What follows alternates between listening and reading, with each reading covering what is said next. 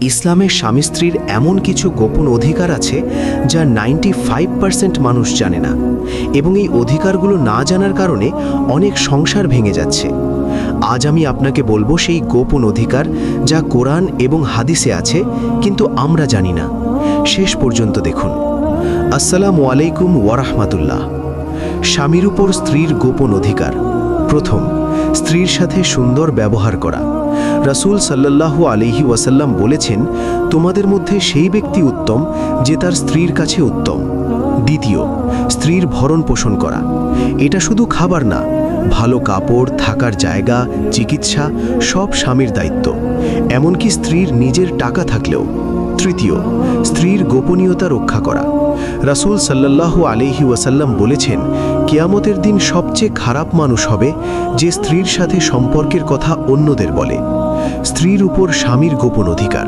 প্রথম, স্বামীকে সম্মান করা। রাসূল সাল্লাল্লাহু আলাইহি ওয়াসাল্লাম বলেছেন, যদি আল্লাহ ছাড়া কাউকে সেজদা করার অনুমতি থাকত, তাহলে স্ত্রীকে স্বামীকে সেজদা করতে বলা হতো। এতটাই গুরুত্ব। দ্বিতীয়, স্বামীর অনুপস্থিতিতে সম্পদ ও ইজ্জত রক্ষা করা।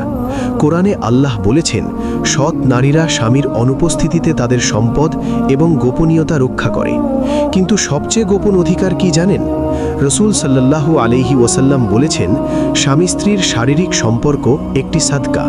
সাহাবীরা অবাক হয়ে বললেন, আমরা চাহিদা মেটাই, এতেও সওয়াব? রাসূল বললেন, হ্যাঁ, কারণ তুমি হালাল পথে করছো। ইসলামে বিয়ে শুধু চুক্তি না, এটা ইবাদত। কোরআনে আল্লাহ বলেছেন, তিনি তোমাদের থেকে তোমাদের জোড়া সৃষ্টি করেছেন যাতে তোমরা শান্তি পাও। তাই সংসারে সমস্যা হলে একসাথে বসে কথা বলুন, একসাথে দোয়া করুন, আল্লাহর কাছে সাহায্য চান। তো আপনি কি আজ থেকে এই অধিকারগুলো মেনে চলবেন?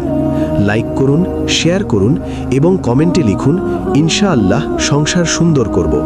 আর